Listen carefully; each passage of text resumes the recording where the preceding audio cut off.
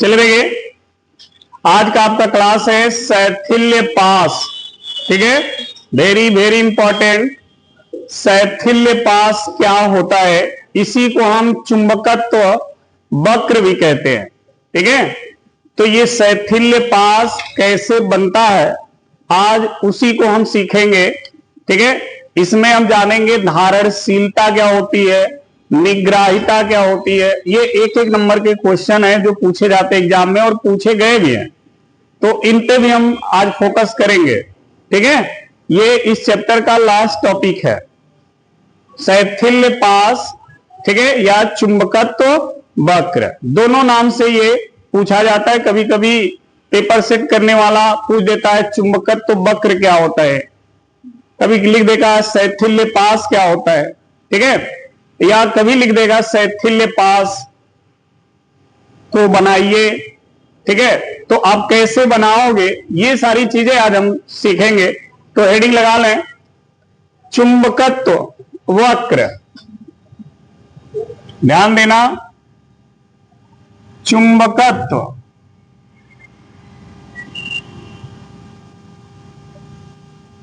चुंबकत्व वक्र, इसी को लिखते हैं शैथिल्य पास। ठीक है, पहले तो ये सीखें कि शैथिल्य पास या चुंबकत्व वक्र कहते किसे हैं। ठीक है, तो देखें, चुंबकीय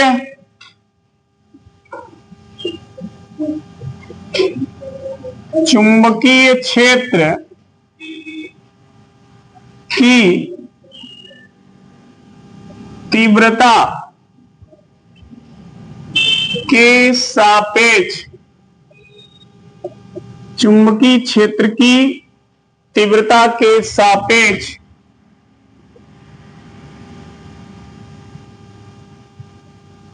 चुंबकीय क्षेत्र का पिछड़ना चुंबकत्व वक्र या शैथिल्य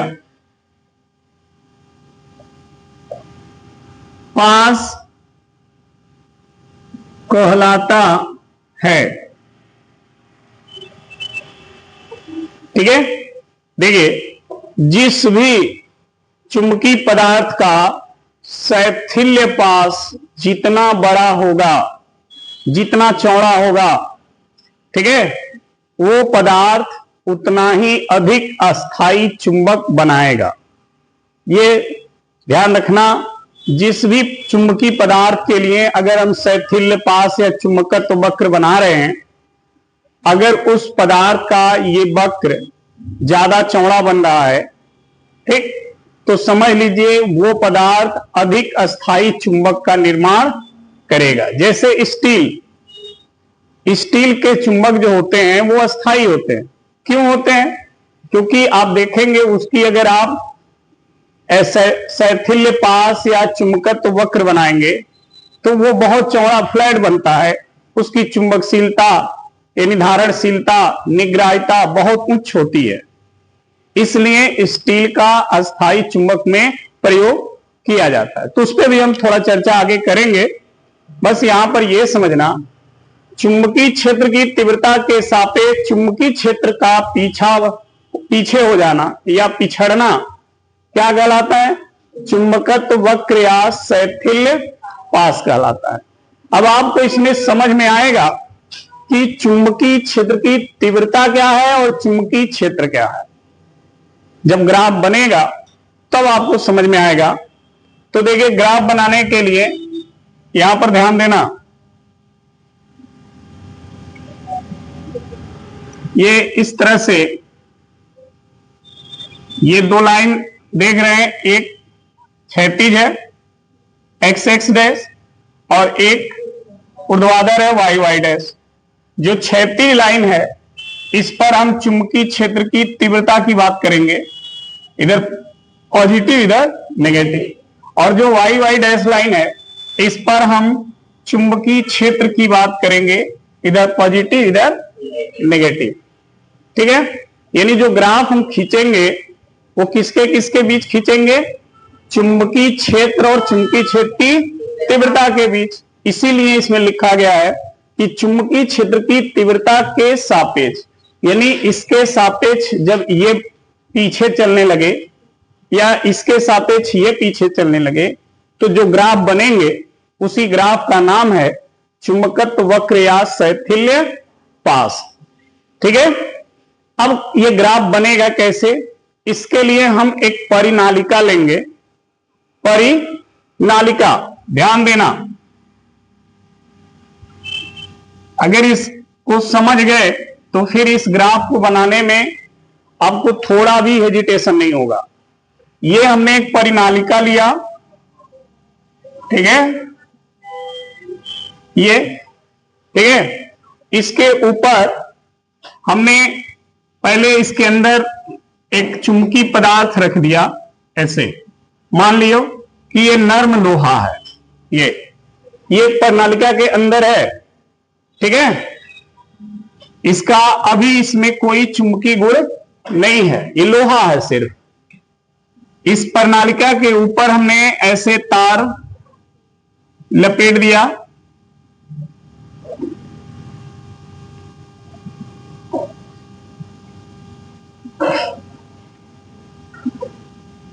ठीक है, इसके दो टर्मिनल होंगे, यहां पर कोई वैद्युत स्रोत है जहां से हमने इसको जोड़ दिया। ठीक है, आप देखोगे जब परिनालिका में धारा प्रवाहित नहीं हो रही थी, ठीक है, तो इसका मतलब चुंबकीय क्षेत्र की तीव्रता क्या थी, शून्य थी।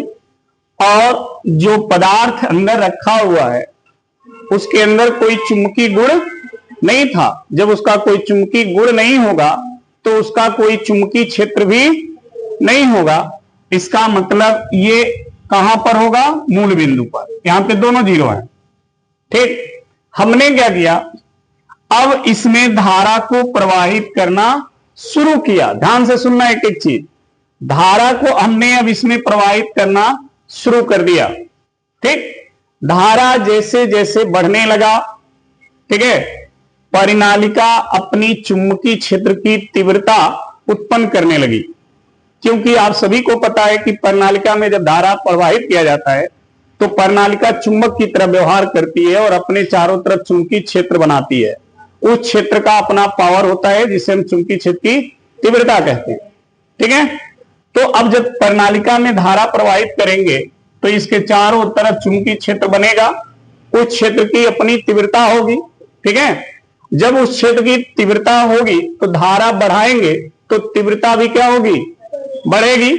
और जब तीव्रता बढ़ेगी तो इसके अंदर जो नर्म लोहा रखा हुआ है ना, वो भी चुंबकीय गुण को क्या करेगा, ग्रहण करेगा।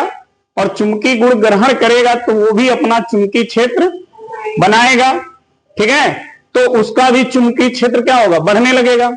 यानी धारा बढ़ाते जाएंगे तो एच भी बढ़ने लगेगा और बी भी बढ़ने लगेगा। समझ में आ गई बात क्या हो रहा है? तो इसमें लिखेंगे, देखिए नंबर 1 कैसे ये ग्राफ बनता है, ध्यान से सुनना, पहले लिख लें।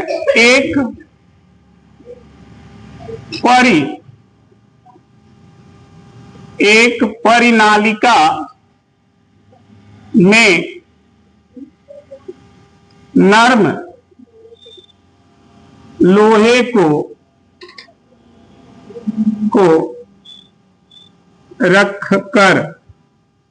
लोहे को रखकर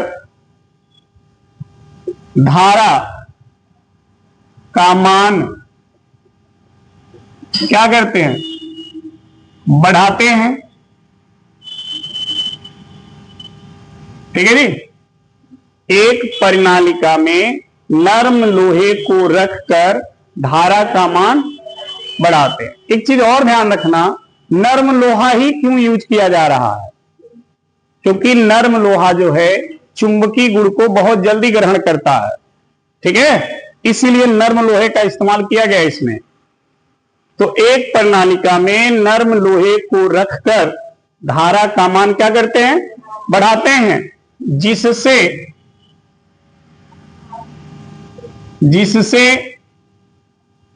परिनालिका के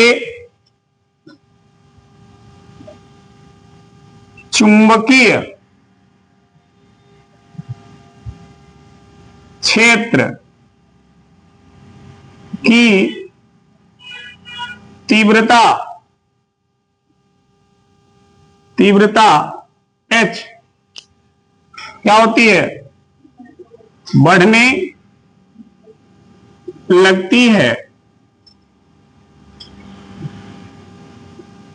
बढ़ने लगती है, जिससे रखा हुआ नर्म लोहा चुंबकीय गुण को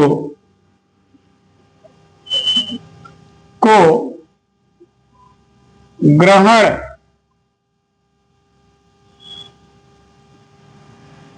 करते हुए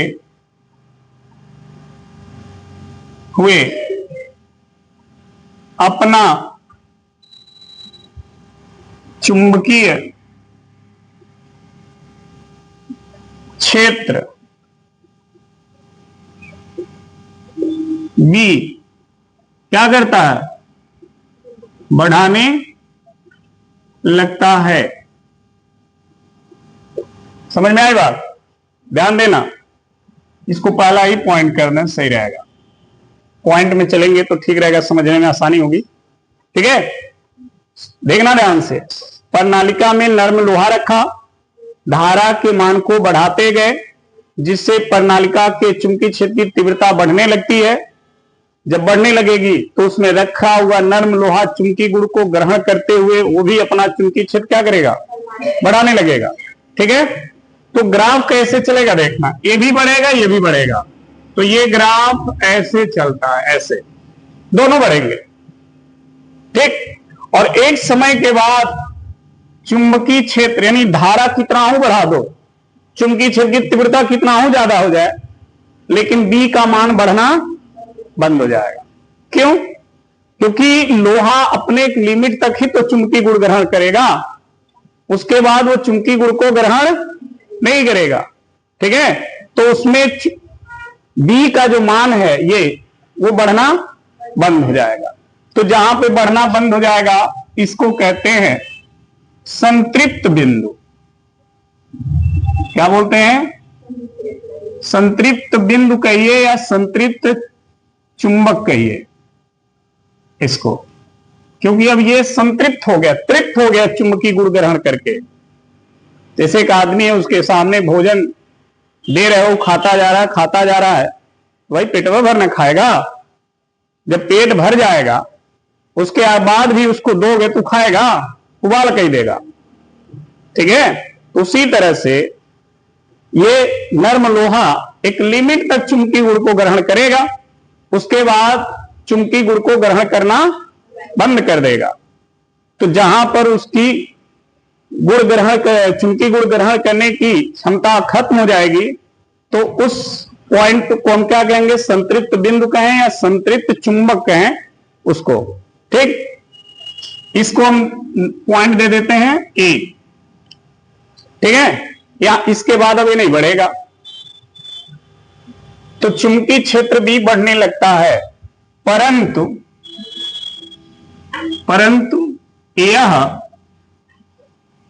एक निश्चित बिंदु ए तक बढ़ता है, फिर बढ़ता है, फिर बढ़ना क्या करता है, फिर बढ़ना बंद कर देता है।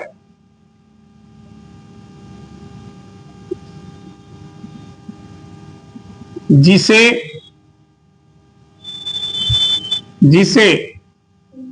इसको ओ कहें, जिसे ओ ए ग्राफ द्वारा दर्शाया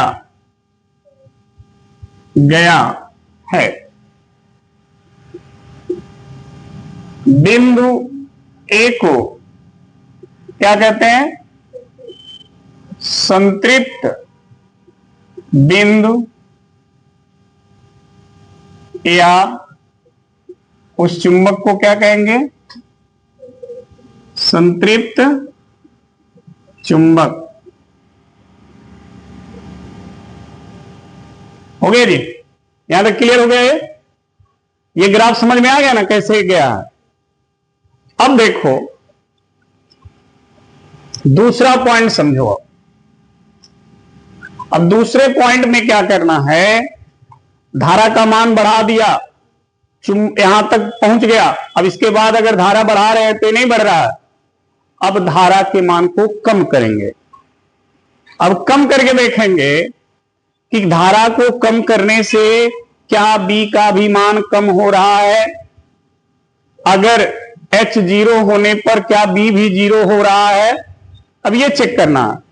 तो आप देखोगे जब धारा को कम करने लगोगे ना तो इसका चुंबकीय गुण भी धीरे धीरे कम होने लगेगा। यानी H कम कर रहे हो, धारा कम करने का मतलब H कम करना, समझे। क्योंकि धारा ज्यादा होगा तो प्रणालिका का चुंबकीय क्षेत्र की तीव्रता भी क्या होगी, ज्यादा होगी। ठीक, तो अगर हम धारा कम करने की बात कर रहे हैं तो समझ लो हम किसको कम कर रहे हैं, H को। ठीक है, तो आप देखोगे कि जब H कम होगा यानी धारा कम होगी तो B का भी मान धीरे धीरे क्या होगा, कम होगा। और ये कम होते होते यहां तक आएगा, मान लो ये पॉइंट B है। ठीक, यहां पर आकर के H पूर्ण रूप से क्या हो गया, 0। मतलब H 0 हो गया, मतलब इसमें धारा 0 हो गई, धारा इसमें बहना बंद हो गया। ठीक है, H 0 हो गया, प्रणालिका के चुंबकीय क्षेत्र की तीव्रता 0 हो गई। लेकिन जो अंदर नर्म लोहा है उसका जो चुंबकीय क्षेत्र है वो 0 नहीं हुआ। देखो इसको घटा रहे हो ना, तो ये वाली लाइन देखो आ गई 0 पे, देखो। लेकिन ये वाली लाइन जब यहां आती तब न B 0 होता, तो वो तो आई नहीं। हाई वाला H वाली लाइन देखो 0 के सामने आ गई, नहीं आ गई। लेकिन B वाली लाइन देखो 0 पे आई, नहीं आई। इसका मतलब धारा को 0 करने के बाद भी नर्म लोहा अपना चुंबकीय गुण खोता नहीं है, उसका अपना चुंबकीय क्षेत्र है अभी भी। तो कितना है, O से B तक ये वाली लाइन, इतना चुंबकीय गुण अभी वो अपने अंदर धारण किया हुआ है, उसको नहीं खो रहा है। ठीक है, इसी को बोलते हैं धारणशीलता। समझ में आई बात। यानी नर्म लोहे को एक बार आपने चुंबक बना दिया और जिस विधि से बनाया उस विधि को उल्टा कर दिया आपने, और देखा कि अब वो उल्टा करने के बाद वो अपना चुंबकीय गुण खो नहीं रहा है। इसका मतलब वो चुंबकीय गुण को धारण कर लिया। ठीक है, वो चुंबकीय गुण को क्या किया, धारण कर लिया। उसी को बोलते हैं धारणशीलता, यानी चुंबक ने चुंबकीय गुण को धारण कर लिया। अब उसे भी अगर 0 करना है, चाह रहे हैं कि वो भी उसके अंदर ना रहे, तो अब धारा को आपको उल्टे दिशा में प्रवाहित करना पड़ेगा। जिस दिशा में धारा बह रहा था इसमें ऊपर की तरफ जा रहा था, अब धारा की दिशा नीचे की तरफ कर दो। तो जब धारा उल्टे दिशा में बहेगा तो चुंबकीय क्षेत्र की तीव्रता की दिशा भी उल्टी हो जाएगी। यानी अब ये नर्म लोहे को उल्टा चुंबकीय गुण मिलने लगेगा, मिलेगा ना। तो जब उल्टा चुंबकीय गुण मिलेगा तो धीरे धीरे इसका जो सीधा धारणशीलता था वो धीरे धीरे कम होने लगेगा। और आप देखोगे ये ग्राफ यहां से धीरे धीरे धीरे धीरे धीरे यहां पर आ जाएगा। ठीक, यानी अब क्या हो गया, बी तो आ गया जीरो वाले लाइन पे, लेकिन एच जीरो नहीं हुआ। इस वाले लाइन को कहते हैं निग्राहिता, इसको कहते हैं निग्राहिता। और ये वाली जो लाइन आप देख रहे हो ना, इसको कहते हैं धारणशीलता। ठीक है, ये है धारणशीलता,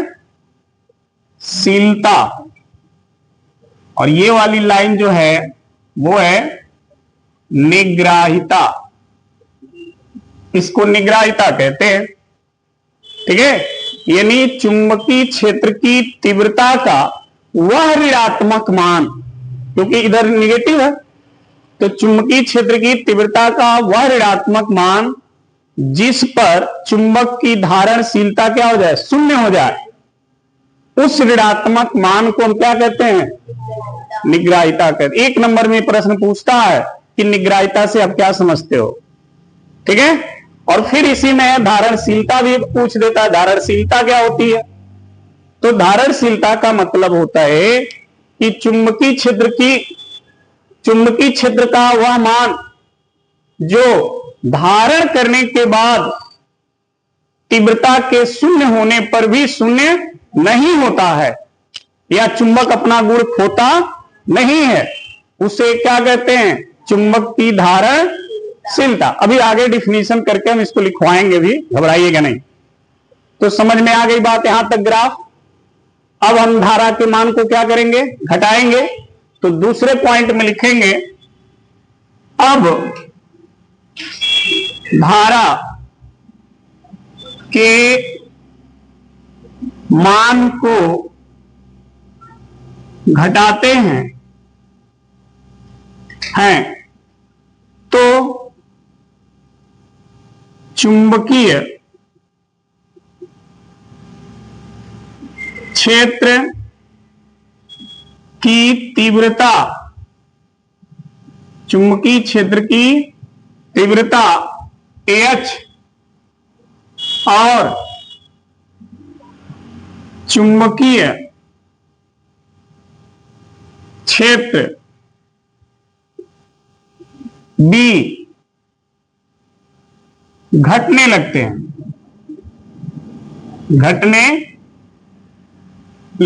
हैं, परंतु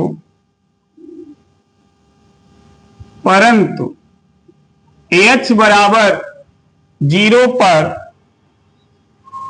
B का मान 0 नहीं होता है, B का मान 0 नहीं होता है, जिसे ग्राफ AB द्वारा दर्शाया गया है। ठीक है, B का वह मान कौन, OB, B का कौन सा मान, OB चुंबकीय पदार्थ, कौन, नर्म लोहा है ना, नर्म लोहा की क्या कहलाएगा, धारणशीलता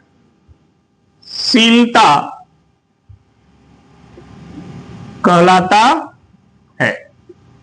इसी को धारणशीलता कहते हैं। यस तो 0 हो गया, लेकिन B 0 नहीं हुआ, तो जो इस B का जो मान है OB, इसी को हम क्या बोलते हैं, धारणशीलता। किसकी, नर्म लोहे की, धारणशीलता हो रही है बात यहां पे। अब क्या करेंगे, यहां तक तो आपने धारा को उल्टा करके देख लिया। ठीक, अब उसी उल्टे दिशा में धारा को क्या करिए, बढ़ाने लगिए। भाई देखो, यहां से यहां तक धारा को कम किया ना, घटाया, ठीक है। अब यहां से धारा को क्या करिए, उल्टे दिशा में धीरे धीरे क्या करिए, प्रवाहित करने लगी उल्टे दिशा में। तो जब उल्टा दिशा में प्रवाहित करेंगे तो B का मान क्या होगा, घटने लगेगा, ठीक। और B का मान जब 0 हो जाएगा तो उस समय H का मान 0 नहीं होगा। तो H का जो मान होगा, मान लीजिए इसको C पॉइंट लिख दें, OC, वो इसकी क्या हो जाएगी, निग्राहिता, ठीक है। तो तीसरा पॉइंट जो है वो है, अब धारा को विपरीत दिशा में प्रवाहित करते हैं तो परिनालिका के चुंबकीय क्षेत्र की तीव्रता क्या हो जाती है, ऋणात्मक, उल्टा हो जाएगी ना, ऋणात्मक हो जाती है।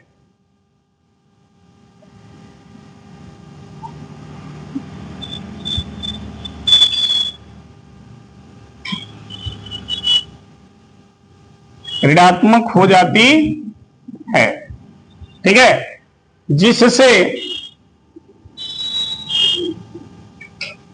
B का मान क्या होने लगेगा, घटने, B का मान घटने लगेगा। जब B 0 हो जाता है तो H के ऋणात्मक मान OC को पदार्थ की क्या कहते हैं, निग्राहिता कहते हैं, ठीक है जी। ये हो गया पदार्थ की क्या, निग्राहिता, यहां तक हो गया। अब देखिए धारा उल्टे दिशा में प्रवाहित कर रहे हैं, अब धारा को उसी उल्टे दिशा में क्या करिए, बढ़ाने लगिए, उसी उल्टे दिशा में बढ़ाने लगिए धारा को। तो जब उल्टा दिशा में धारा बढ़ाने लगेंगे तो जो नर्म लोहा है वो उल्टे दिशा में चुंबकीय गुण ग्रहण, जैसे इस दिशा में ग्रहण किया था उसी तरह उल्टे दिशा में चुंबकीय गुण को क्या करेगा, ग्रहण करने लगेगा। यानी अब देखिए, अब ये जो ग्राफ है यहां से ऐसे जाएगा, ऐसे, ठीक, और फिर यहां पर आकर के उल्टे दिशा में भी अब ये चुंबकीय गुण को ग्रहण करना क्या करेगा, बंद कर देगा। अब इस दिशा में भी ये चुंबकीय गुण को ग्रहण नहीं करेगा। तो फिर इसको ये पॉइंट मिल गई संतृप्त चुंबक वाला या संतृप्त बिंदु, ठीक है, इसको हमने पॉइंट दे दिया D, ठीक है, उल्टे दिशा में ये चुंबक बन गया। अब फिर यहां से धारा के उल्टे दिशा में जो धारा बहा रहे थे उस धारा को फिर क्या करेंगे, कम करेंगे। तो जब कम करेंगे तो फिर H का मान घटने लगेगा, B का मान भी घटने लगेगा, और ये घटते घटते आकर यहां पे रुक जाएगा।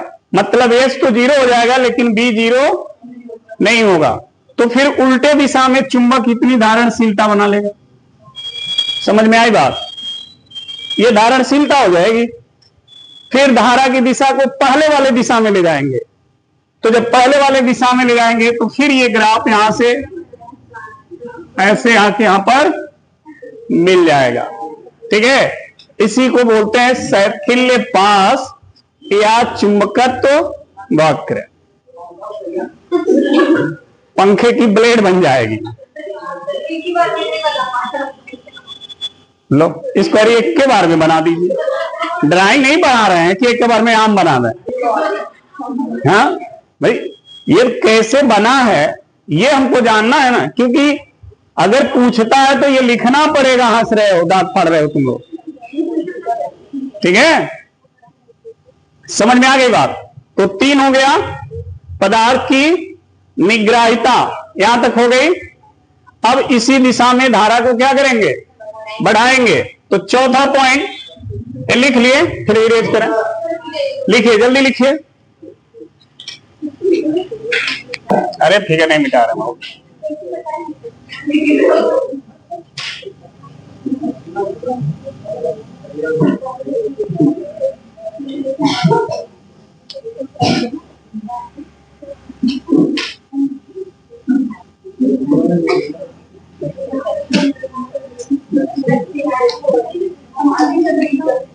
बात नहीं,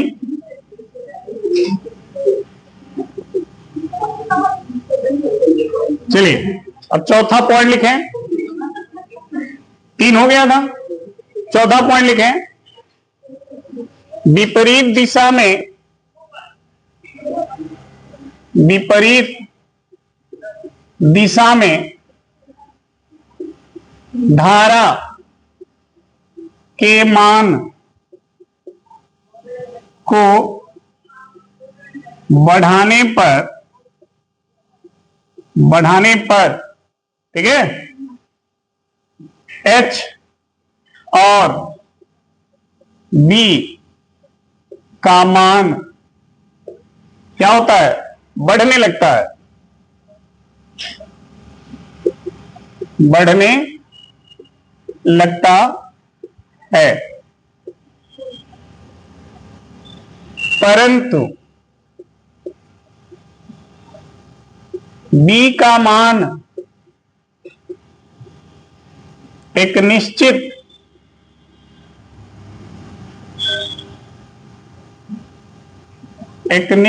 बिंदु, कौन? D के बाद बढ़ना क्या होता है?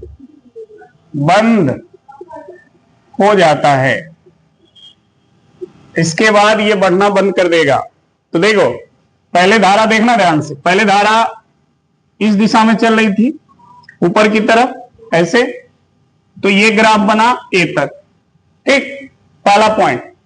उसके बाद बढ़ना बंद हो गया, फिर धारा को आप कम करने लगे, तो जब कम करेंगे तो इसकी दिशा इधर हो जाएगी, ठीक, यहां तक आया कम करके।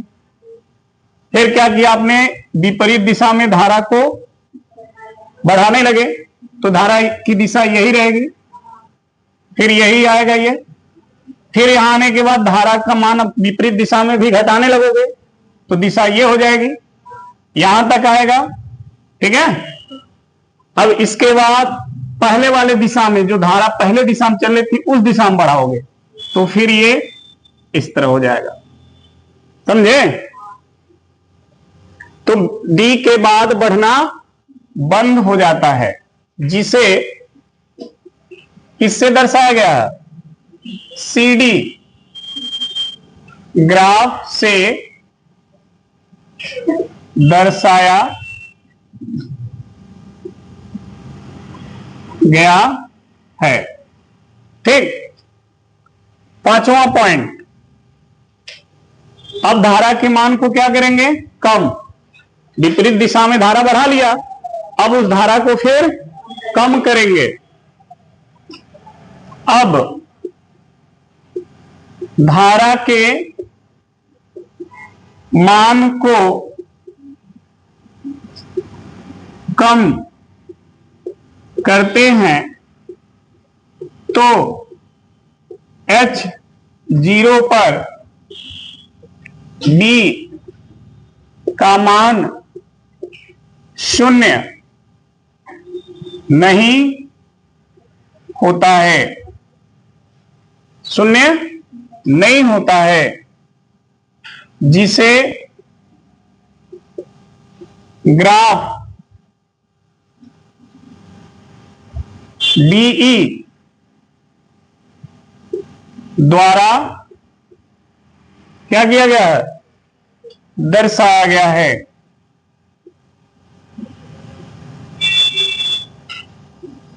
ठीक है, सीई को, COE है ना, यो है, OE को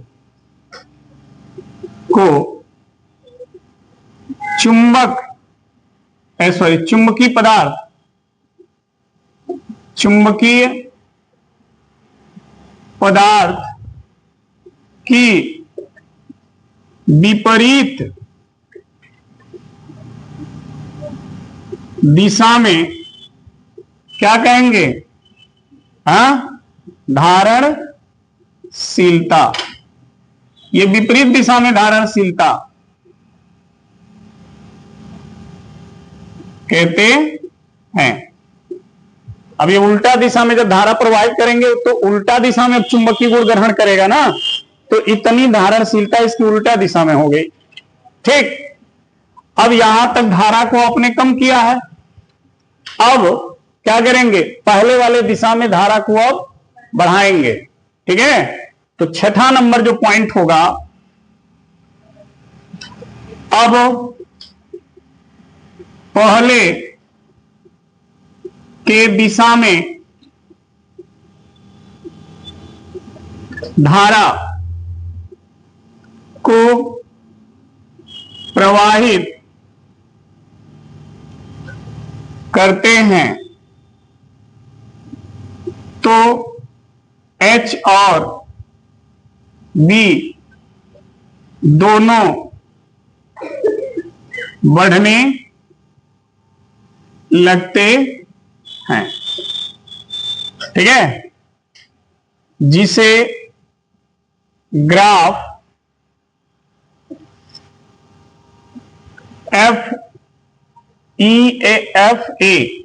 EFA द्वारा दर्शाया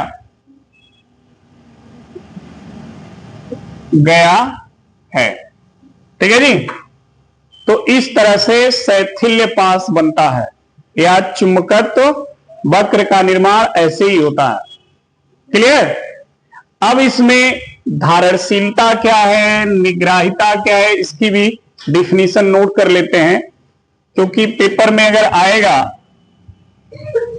तो इतना अभी आपको केवल पता है कि धारणशीलता इस ग्राफ में कहां है और निग्राहिता इस ग्राफ में कहां है, इतने पता है, लेकिन कहते किसे हैं। तो देखिए, जब किसी चुंबकीय पदार्थ को बाह्य चुंबकीय क्षेत्र में रखते हैं तो चुंबकीय पदार्थ के अंदर एक गुण होता है जो चुंबक को अपने अंदर धारण, उसी का नाम है धारणशीलता।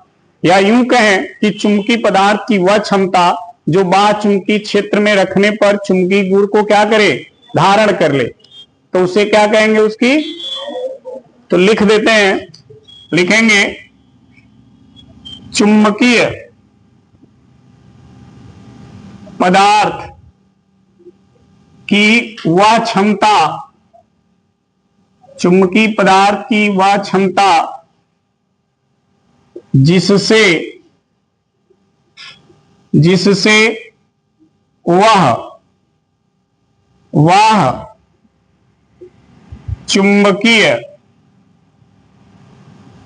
चुंबकीय क्षेत्र में रखने पर चुंबकीय गुण को क्या करें, धारण कर ले। ठीक है, उसे उस पदार्थ की धारणशीलता कहते हैं। उसे उस पदार्थ की क्या कहते हैं, धारणशीलता कहते हैं। अब लिख लोगे ना, चुंबकीय पदार्थ की वह क्षमता जिससे वह बाह्य चुंबकीय क्षेत्र में रखने पर चुंबकीय गुण को क्या करे, धारण कर ले, तो उसे उस पदार्थ की धारणशीलता कहते हैं। क्लियर? अब इसमें एक और बचा है, कौन? निग्राहिता। निग्राहिता क्या होती है? नोट करें, ये वाला नोट कर लिए सर। चलिए,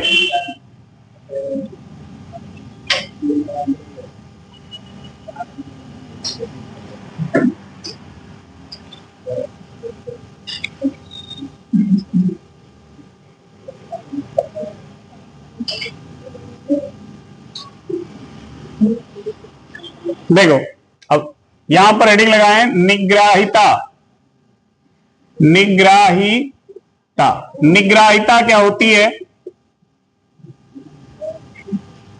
ठीक है, तो देखिए, चुंबकीय क्षेत्र की तीव्रता का वह ऋणात्मक मान जिस पे चुंबक की धारणशीलता क्या हो जाए? शून्य हो जाए। ठीक है, तो लिखेंगे चुंबकीय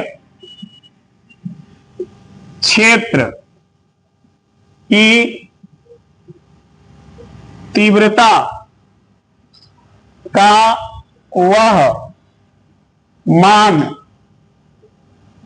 जिस पर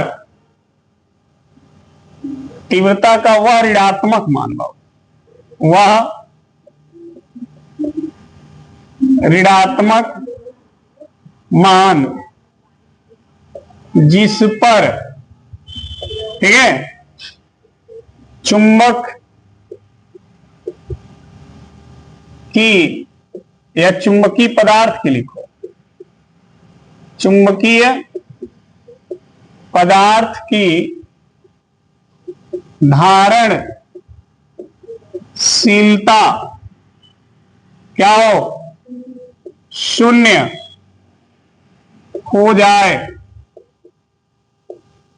ठीक है, चुंबकीय क्षेत्र की तीव्रता का वह ऋणात्मक मान जिसपे चुंबकीय पदार्थ की धारणशीलता शून्य हो जाए, उसे क्या कहते हैं? निग्राहिता कहते हैं। इसे निग्राहिता कहते हैं। तो धारणशीलता और निग्राहिता समझ में आ गई बात? और फिगर बना लिए? अभी नहीं बनाए, फटाक से बनाइए। देखो,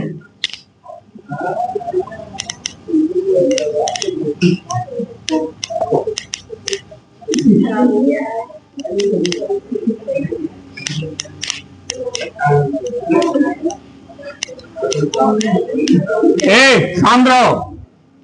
अब देखो,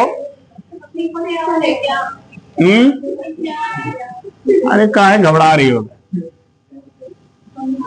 अब देखो जी, समझो, ये शैथिल्य पास जो है, जिस भी चुंबकीय पदार्थ के लिए ये पास, मतलब इसकी जो चौड़ाई है ज्यादा होगी, समझ लो वो चुंबकीय पदार्थ जब चुंबक बनेगा तो अस्थाई चुंबक बनेगा। वो चुंबकीय गुण को जल्दी खोएगा नहीं।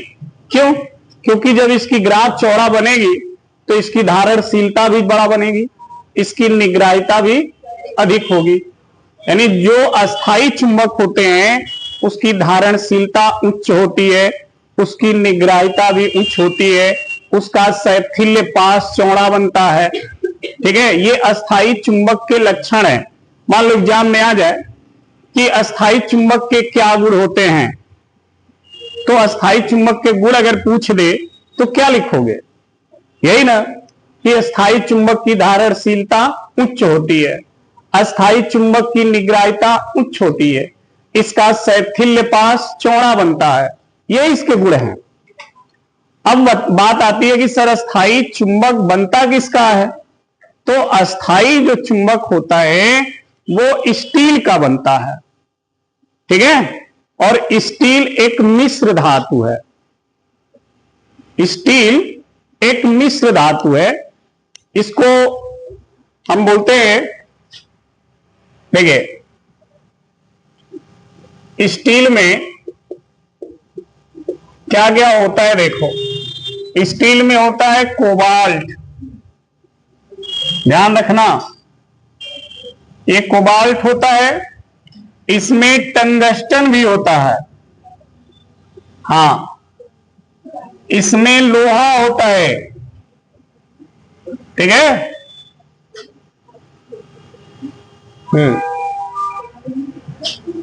और इसमें तांबा भी होता है, कॉपर, ठीक। इतने को मिलाकर इस स्टील का निर्माण होता है। ऐसा नहीं है कि स्टील में लोहा नहीं होता, स्टील में लोहा होता है, परसेंटेज कम होता है, इसलिए चुंबक स्टील को जल्दी पकड़ता नहीं है, ठीक है।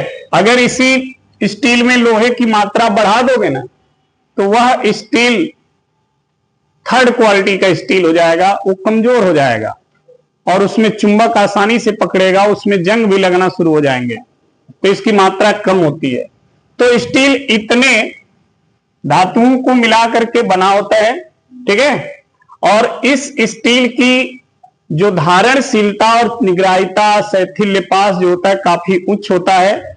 तो अगर इस स्टील को किसी बाह्य चुंबकीय क्षेत्र में रखोगे और जब ये चुंबकीय गुण को ग्रहण करने लगेगा या चुंबकीय गुण को ग्रहण कर लेगा, तो जल्दी अपने चुंबकीय गुण को खोएगा नहीं। इसलिए अस्थायी चुंबक के लिए स्टील का इस्तेमाल किया जाता है, ठीक है। तो नोट कर लें, एक हेडिंग लगा लें, अस्थायी चुंबक।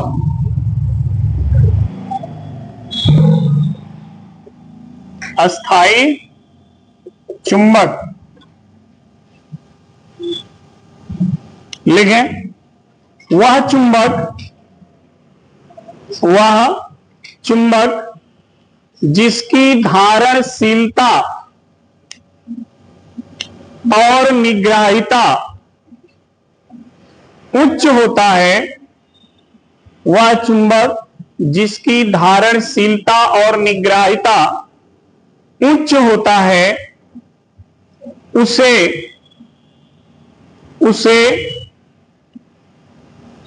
अस्थायी चुंबक कहते हैं। उसे अस्थायी चुंबक कहते हैं।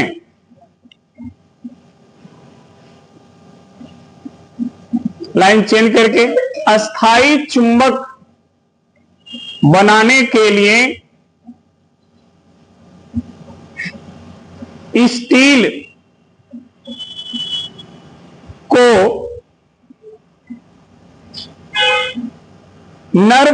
स्टील को किसी चुंबक के साथ रगड़ा जाता है या किसी चुंबक के साथ रगड़ा जाता है या किसी शक्तिशाली चुंबकीय क्षेत्र में रखा जाता है।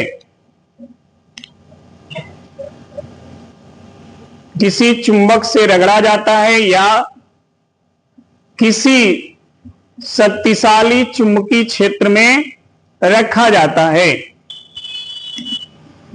हो गया? नीचे लिख लें स्टील ऐसे और लिख लें ये किससे बना होता है, नोट कर लें।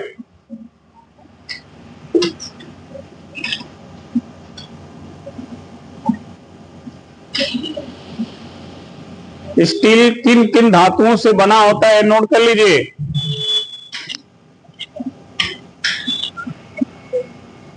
हो गया?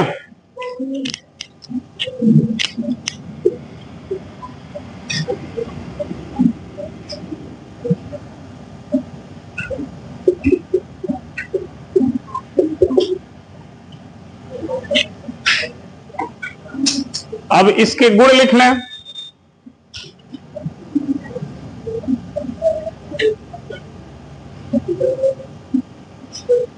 अस्थायी चुंबक के गुण,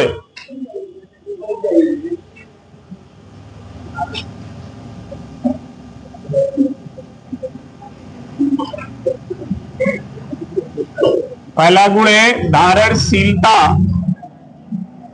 उच्च होता है, दूसरा है निग्राहिता उच्च होता है,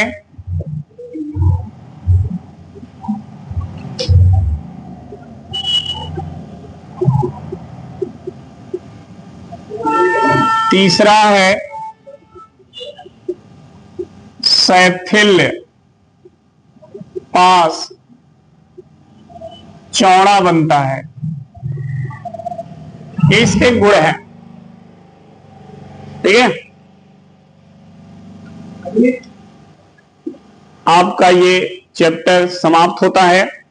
इतना था आपके इस चैप्टर में, चुंबकत्व पदार्थ में। ठीक है, धन्यवाद।